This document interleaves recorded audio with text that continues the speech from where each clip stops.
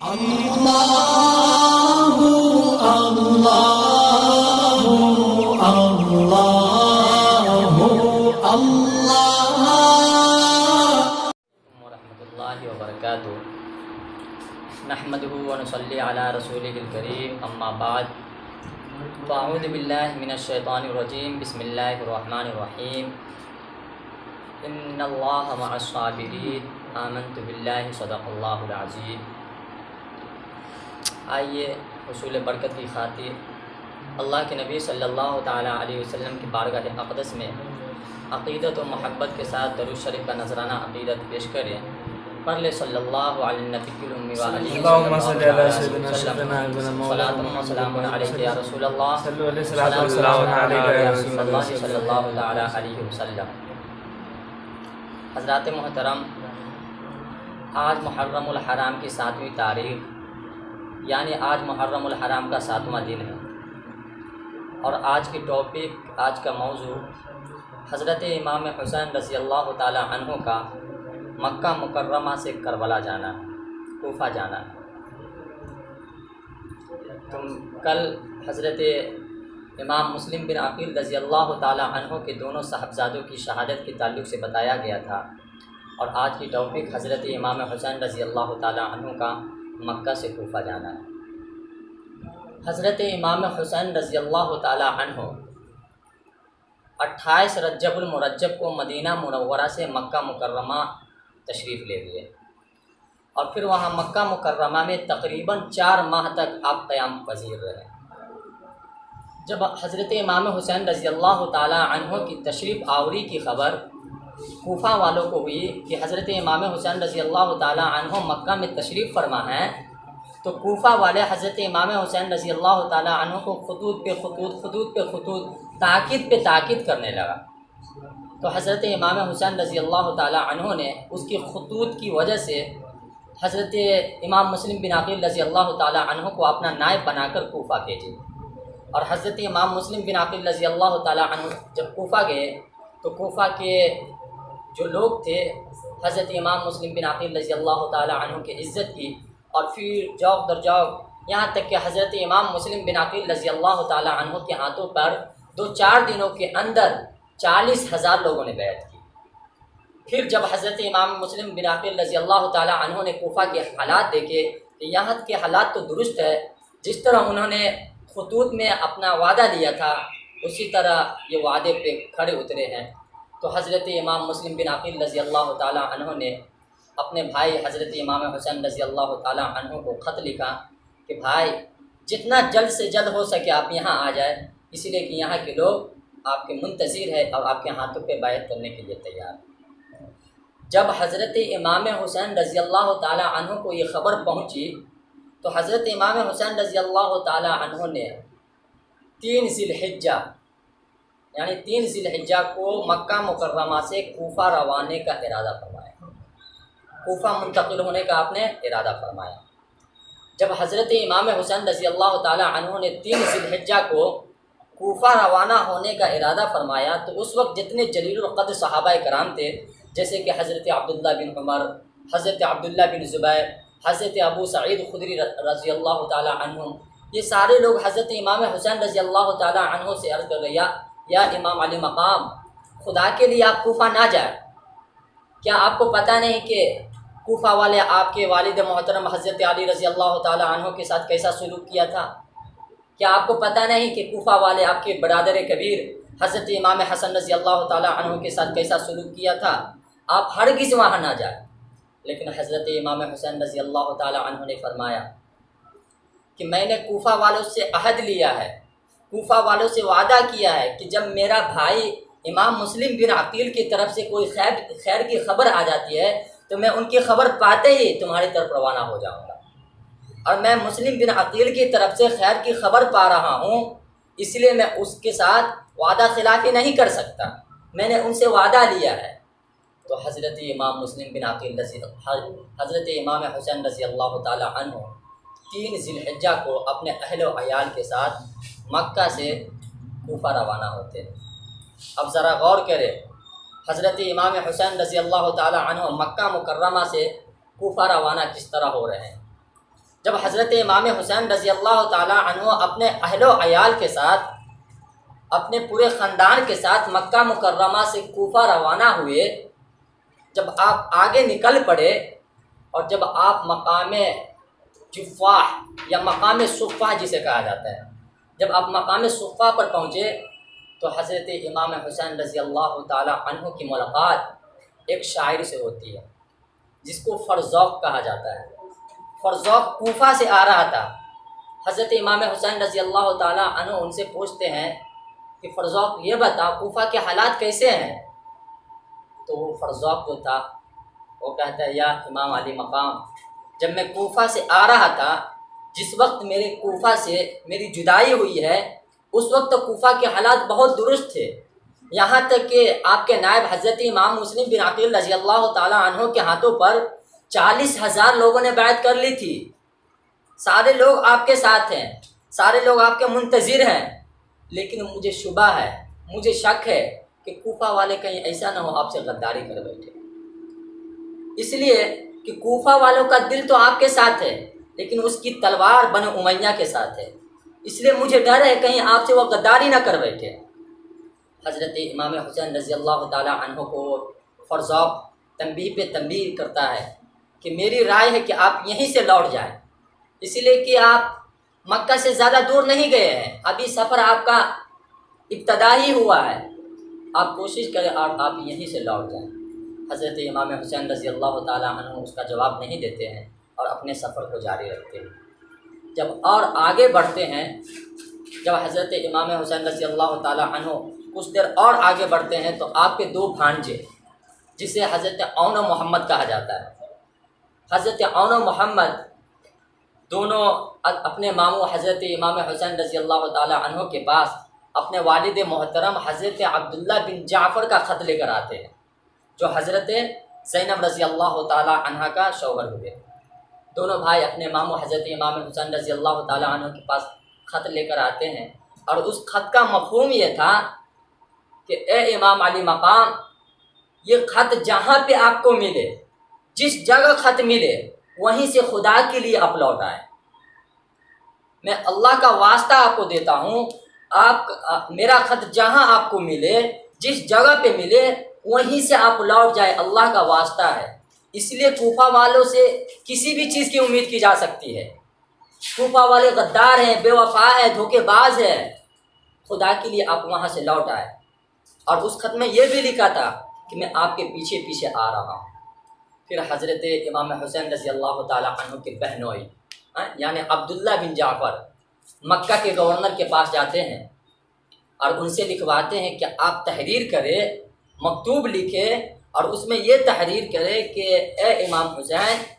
آپ لوٹ آئے، اسی لیے کہ اگر آپ لکھیں، آپ گورنر ہیں، آپ کی زیادہ اہمیت ہے۔ تو حضرت عبداللہ بن جعفر گورنر سے لکھوا لیتے ہیں اور پھر وہ خط لے کر پھر حضرت امام حسین رضی اللہ تعالی عنہ کے پیچھے آتے ہیں، بالآخر حضرت امام حسین رضی اللہ تعالی عنہ تک پہنچ جاتے ہیں۔ حضرت امام حسین رضی اللہ تعالی عنہ کے پاس آنا ہوتا ہے کہ آپ کے بہنوئی کہتے ہیں کہ یا امام علی مقام، خدا کے لیے آپ ہمارے ساتھ یہاں سے لوٹ جائیں، اللہ کا واسطہ آپ یہاں سے ہمارے ساتھ چلے جائیں، کہ آپ کو پتہ نہیں کوفہ والوں نے آپ کے والد محترم کے ساتھ کیسا سلوک کیا تھا، ان کو شہید کر دیا تھا، آپ کے برادر کبیر حضرت امام حسن کو زہر دیا گیا تھا، خدا کے لیے آپ یہاں سے لوٹ جائیں۔ حضرت امام حسین رضی اللہ تعالی عنہ فرماتے ہیں میں یہاں سے نہیں لوٹ سکتا۔ آپ کے بہنوئی حضرت عبداللہ بن جعفر کہتے ہیں آخر آپ اتنی ضد پہ کیوں اڑے ہوئے ہیں، آپ کیوں کسی کی بات نہیں مان رہے ہیں؟ تو حضرت امام حسین رضی اللہ تعالی عنہ فرماتے ہیں کہ میں نے نانا سے ایک وعدہ کیا ہے، میں نانا سے ایک وعدہ کیا ہوں۔ تو وہ فرماتے وہ وعدہ کیا ہے؟ تو حضرت امام حسین فرماتے ہیں کہ جب میں نے نانا سے وعدہ کیا تھا تو نانا فرما رہے تھے بیٹا حسین یہ راز کو راز ہی رکھنا، یہ راز کو فاش نہ کرنا، آج تک میں یہ بات کسی سے نہیں کہا ہوں اور نہ کبھی کہوں گا۔ اب پتہ نہیں یہ راز کون سی، نانا اور نواسا ہی جانے۔ پھر حضرت عبداللہ بن جعفر جو آپ کے بہنوئی تھے اپنے دونوں صاحبزادے حضرت عون و محمد کو حضرت امام حسین رضی اللہ تعالی عنہ کو پیش کر دیتے ہیں اور اپنے بیٹے کو وصیت فرماتے ہیں اپنے بیٹے کو نصیحت کرتے ہیں، اے میرے صاحبزادے، اس سے پہلے کہ تمہارے ماموں پہ کوئی تیر آئے، اس سے پہلے کہ تمہارے ماموں کی جانب کوئی تیر آئے، تم اپنا سینہ اس کے سامنے پیش کر دینا۔ اس سے پہلے کہ تمہارے ماموں کے اوپر کوئی دشمن حملہ کرے، تم اپنا دونوں سینہ ان کے سامنے پیش کر دینا۔ اس طرح حضرت عبداللہ بن جعفر اپنے دونوں بیٹے حضرت عون و محمد کو تنبیہ کرتے ہیں اور کہتے ہیں کسی بھی حالت میں اپنے ماموں کا ساتھ نہ چھوڑنا۔ اس طرح کی تنبیہ کر کے حضرت عبداللہ بن جعفر حضرت زینب رضی اللہ تعالی عنہ جو آپ کی بیوی تھی ان سے ملاقات کر کے پھر لوٹ جاتے ہیں کسی اہم ضرورت کے تحت۔ پھر حضرت امام حسین رضی اللہ تعالی عنہ کا نورانی قافلہ اور آگے بڑھتا ہے۔ جب مقام حاجر پہ پہنچتا ہے تو حضرت امام حسین رضی اللہ تعالی عنہ وہاں ایک خط تحریر فرماتے ہیں کوفہ والوں کو، اور حضرت قیس بن مسہر کو یہ خط سونپتے ہیں اور کہتے ہیں یہ خط لے جا کر کوفہ والوں کو دے دینا، جو ہمارے متبعین ہیں ان کو یہ خط دے دینا۔ اور اس خط میں لکھا کیا تھا؟ اس خط میں یہ لکھا تھا کہ اے کوفہ والو، تم نے جو عہد کیا ہے، وعدہ لیا ہے کہ تم ہماری اتباع کرو گے، تم ہمیں امام مانو گے، تو تمہارے خطوط کے مطابق ہم مکہ سے روانہ ہو چکے ہیں اور ابھی ہم مقام حاجر پہ ہیں۔ جب وہ قاصد حضرت قیس بن مسہر رضی اللہ تعالی عنہ حضرت امام حسین رضی اللہ تعالی عنہ کا خط لے کر کوفہ کی طرف روانہ ہوتے ہیں تو جیسے قادسیہ پہنچتے ہیں، قادسیہ پہنچنا ہوتا ہے کہ ابن زیاد کا سپاہی انہیں گرفتار کر لیتا ہے، گرفتار کر کے ابن زیاد کے دربار میں پیش کرتا ہے۔ ابن زیاد پوچھتا ہے تم کون ہو اور کہاں سے آئے ہو؟ حضرت قیس بن مسہر کہتے ہیں کہ میں امام حسین کا قاصد ہوں۔ تو کہتے ہیں تم کس کے پاس یہ خط لے کر آئے ہو؟ وہ کہتے ہیں میں نام نہیں بتاؤں گا۔ تو بولے اچھا نام نہیں بتاؤ گے تو یہ بتاؤ اس خط میں کیا ہے، مجھے خط دکھاؤ۔ تو روایت میں آتا ہے کہ جیسے ابن زیاد کہتا ہے وہ خط دکھاؤ، وہ حضرت قیس بن مسہر اس خط کو پھاڑ کر ریزہ ریزہ کر دیتے ہیں، اور روایتوں میں یہ بھی آتا ہے کہ حضرت قیس بن مسہر اس خط کو اپنے منہ میں ڈال کر چبا جاتے ہیں۔ پھر وہ ابن زیاد کہتا ہے اب تجھ کو مجھ سے کون بچا سکتا ہے؟ پتہ ہے اب تیری حالت میں کیا کروں گا، تیرا حشر کیا کروں گا؟ تو حضرت قیس بن مسہر مسکراتے ہوئے کہتے ہیں اے ظالم بدبخت، قتل کرنے سے بھی زیادہ کچھ کر سکتا ہے کیا؟ بہت کرے گا تو قتل کرے گا، اس سے زیادہ تو کیا کر سکتا ہے میرے ساتھ؟ تو بولا ہاں یہ تو کر سکتا ہوں، لیکن ایک شرط پہ میں تجھے چھوڑ سکتا ہوں۔ حضرت قیس بن مسہر کہتے ہیں وہ کیا شرط ہے بتاؤ؟ تو ابن زیاد کہتا ہے قلعے کی چھت پہ چڑھ جا، اور قلعے کی چھت پہ چڑھ کے کوفہ والوں کو جمع کر کے تو یہ آواز لگا علی، فاطمہ، حسن و حسین اور اہل بیت کی شان میں تو گالیاں دے، پھر میں تجھے چھوڑ دوں گا۔ حضرت قیس بن مسہر کہتے ہیں اچھا چلو مجھے لے چلو، چھت پہ لے چلو، میں تیار ہوں۔ حضرت قیس بن مسہر کو چھت پہ لے جایا گیا، ابن زیاد پیچھے پیچھے ہے۔ حضرت قیس بن مسہر آواز دیتے ہیں اے کوفہ والو، اے کوفہ والو۔ سارے کوفہ والے جمع ہو جاتے ہیں۔ کوفہ والے جمع ہو جانے کے بعد حضرت قیس بن مسہر خطاب کرتے ہیں کوفہ والوں سے اور کہتے ہیں کہ میں امام حسین کا قاصد ہوں، اور حضرت امام حسین نے مجھے تم تک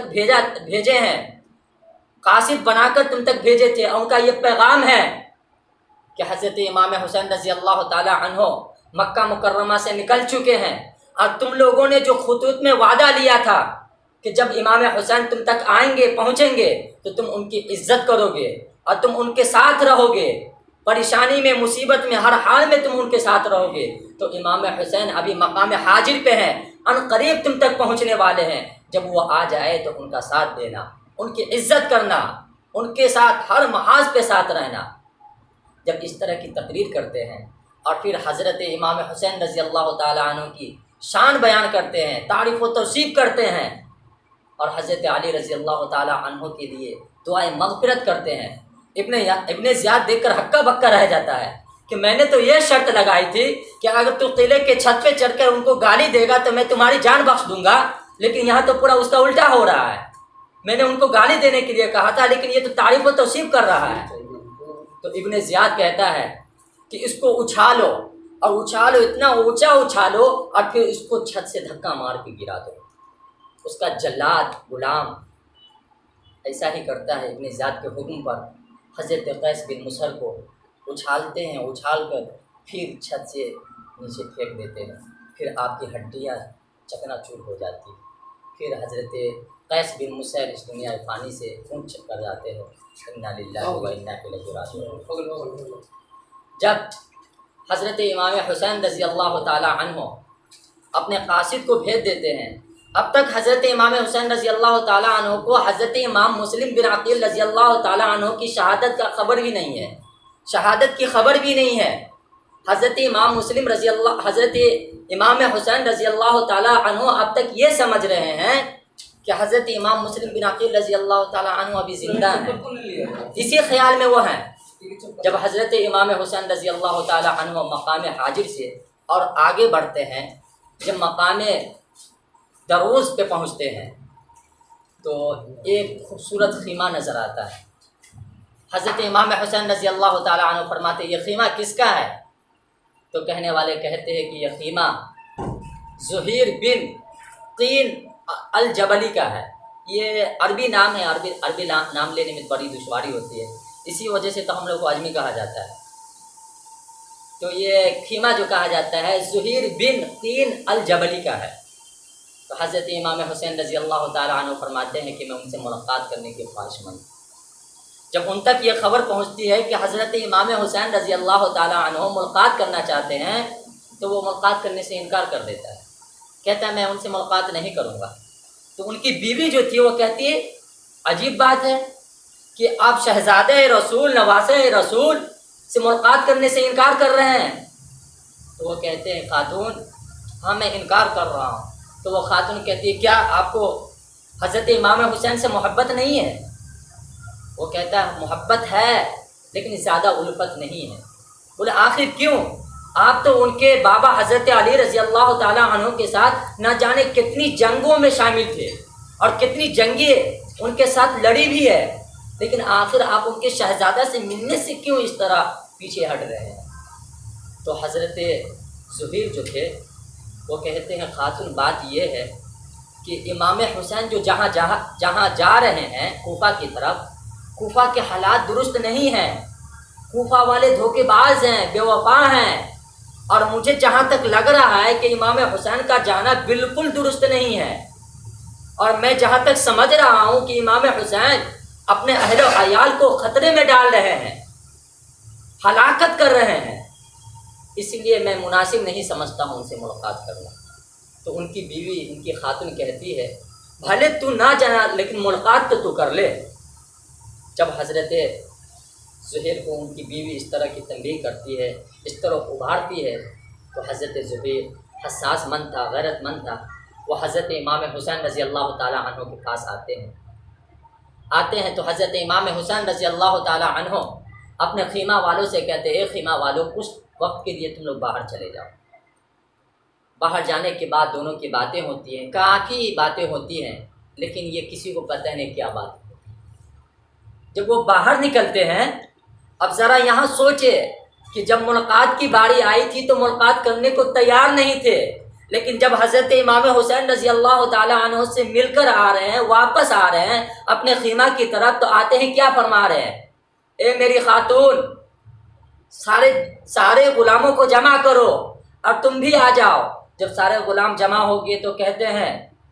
کہ جتنے مال و دولت ہے، جتنی چیزیں ہیں، سب کا مالکت میں تجھے بناتا ہوں، سب تم کو سونپتا ہوں، جتنی چیزیں ہمارے اختیار میں ہیں سب کی مالک تجھے بناتا ہوں، اور جتنے غلام ہیں سب کو میں آزاد کرتا ہوں۔ ان کی بیوی یہ منظر دیکھتی ہے تو ہکا بکا رہ جاتی ہے کہ کچھ دیر پہلے آپ ملاقات کرنے کے خواہش مند نہ تھے، لیکن جب آپ حضرت امام حسین سے مل کر آ رہے ہیں تو ساری چیزیں آپ ان کے لیے قربان کرنے کو تیار ہیں، آخر وجہ کیا ہے؟ تو حضرت زہیر کہتے ہیں کہ جب میں امام علی مقام کے پاس گیا تو انہوں نے مجھے دو باتیں کہی۔ پہلی بات یہ ہے کہ انہوں نے مجھ سے کہا کہ آپ کوفہ میرے ساتھ چلے، تو میں نے انکار کر دیا کہ میں ہرگز نہیں جاؤں گا۔ پھر دوسری بات انہوں نے جو کہا کہ زہیر کیا تجھے وہ بات یاد نہیں کہ جب ہمارے بابا حضرت علی رضی اللہ تعالی عنہ نے آپ کو اور سلمان بن فارسی کو ایک محاذ پہ بھیجا تھا، اور اس محاذ پہ تم دونوں فاتح ہوئے تھے، اور اس میں مال غنیمت تجھے بہت حاصل ہوا تھا، اور اس مال غنیمت سے تو نہ جانے کتنا خوش تھا، کیا وہ دن تو بھول گیا؟ اور جب بہت تو خوشی سے مچل رہا تھا تو حضرت سلمان بن فارسی نے کیا کہا تھا کہ اے زہیر، آج یہ وقت ہے کہ تو خوشی سے مچل رہا ہے، کل ایک وقت آئے گا کہ جب شہزادے رسول تمہارے پاس آئیں گے، جب شہزادے رسول تمہارے پاس آئیں گے اور تم سے ملنے کو کہیں گے، اس وقت جب تم ان سے ملو گے تو تمہیں کتنی خوشی ہوگی، گویا کہ اس سے بھی زیادہ تمہیں خوشی ہوگی۔ تو حضرت زہیر کہنے لگے کہ کیا امام علی مقام، وہ مقام یہی ہے، وہ وقت یہی ہے جو حضرت سلمان فارسی نے کہا تھا؟ حضرت امام حسین کہتے ہیں ہاں وہ وقت یہی ہے۔ بولے ہاں میں تو مان گیا کہ وہ وقت یہی ہے، لیکن تو حضرت امام حسین کہتے ہیں لیکن کیا بھروسہ نہیں ہوتا؟ یا امام علی مقام بھروسہ تو بہت زیادہ ہے۔ تو حضرت امام حسین کہتے ہیں کیا نشانی دکھاؤں؟ بولے بھروسہ تو ہے، لیکن اگر نشانی دکھا دیتے ہیں تو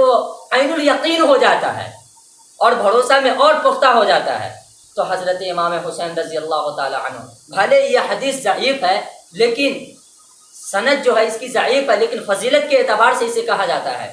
کہ حضرت امام حسین رضی اللہ تعالی عنہ اپنے دونوں انگلی کو اس طرح اشارہ فرماتے ہیں اور کہتے ہیں زہیر ان دونوں انگلیوں کے درمیان تو دیکھ۔ حضرت زہیر ان دونوں انگلیوں کے درمیان دیکھتے ہیں تو انہیں کیا نظر آتا ہے کہ کربلا میں جتنے لوگ شہید ہونے والے ہیں سارے لوگوں کا نام اس میں درج ہے،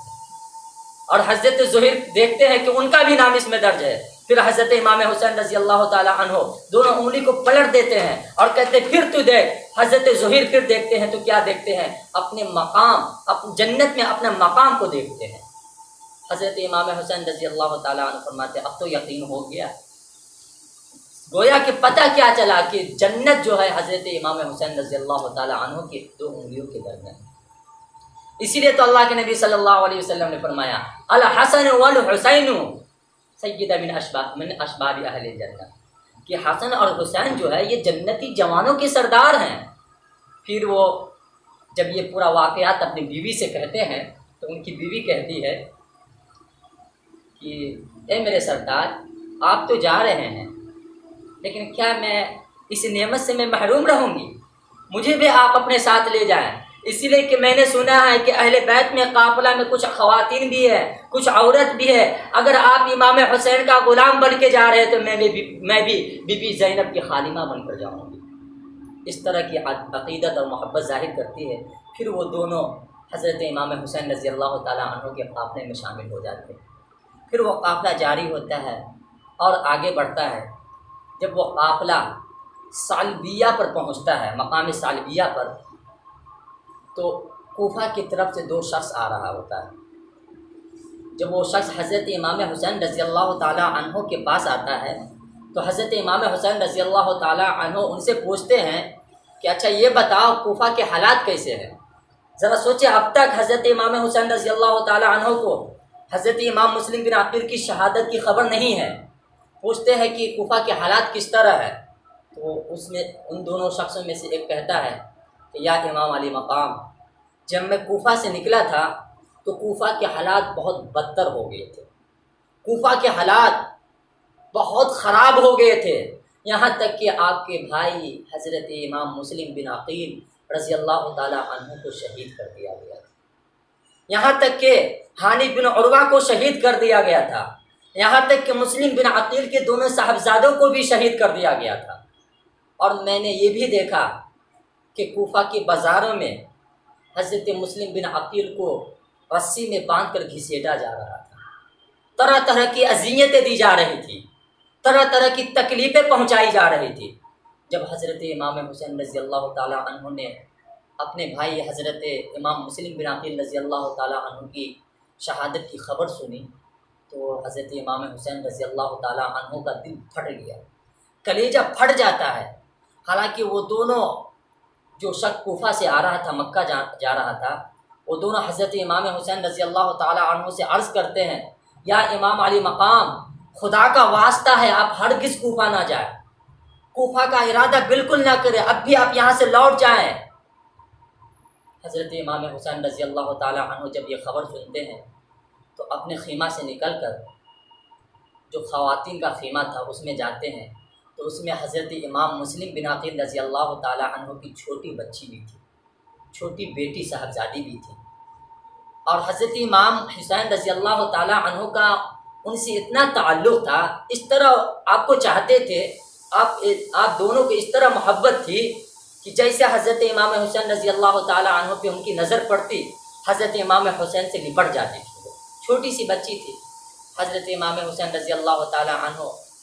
خواتین کے خیمہ میں آتے ہیں اور حضرت امام مسلم بن عقیل رضی اللہ تعالیٰ عنہ کی چھوٹی صاحبزادی کو اپنے گود میں لیتے ہیں اور شفقت کا ہاتھ پھیرنے لگتے ہیں۔ جب شفقت کا ہاتھ پھیرنے لگتے ہیں تو حضرت امام حسین رضی اللہ تعالیٰ عنہ سے رہا نہیں جاتا، بار بار ان کو اپنے بھائی حضرت امام مسلم بن عقیل رضی اللہ تعالیٰ عنہ کی شہادت کی خبر